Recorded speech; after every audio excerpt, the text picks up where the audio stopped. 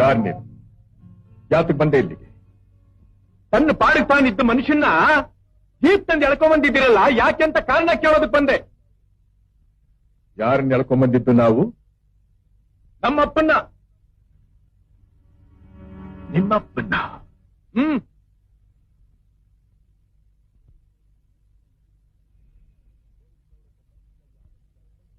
ಪೊಲೀಸ್ನವರೊಬ್ಬ ಮನುಷ್ಯನ ಯಾತಕ್ಕೆ ಎಳ್ಕೊಂಡು ಹೋಗ್ತಾರೆ ಅನ್ನೋದು ಗೊತ್ತಿದೆ ತಾನೆ?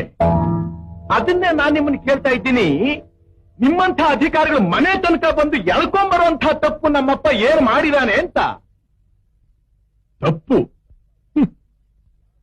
ಅವನೇನ್ ತಪ್ಪು ಮಾಡದ, ಯಾಕೆ ಮಾಡದ, ಯಾವಾಗ ಮಾಡದ ಅನ್ನೋದನ್ನೆಲ್ಲ ಹೇಳಲೇಬೇಕೇನ್ ನಿನಗೆ?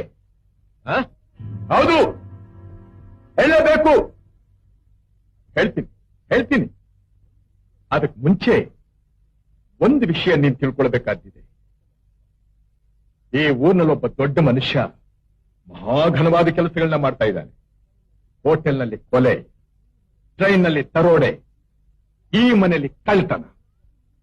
ಆ ದೊಡ್ಡ ಮನುಷ್ಯ ತಾನಾಗಿ ಇಲ್ಲಿ ತನಕ ಬರಬೇಕು ಅಂತಲೇ ನಿಮ್ಮ ಅಪ್ಪನ ಇಲ್ಲಿ ಗೆಳಕೊಂಡ್ಬಂದಿತ್ತು. ನಾನು ಹೇಳಿದ ಅರ್ಥ ಆಯ್ತು ತಾನು ನಿನಗೆ?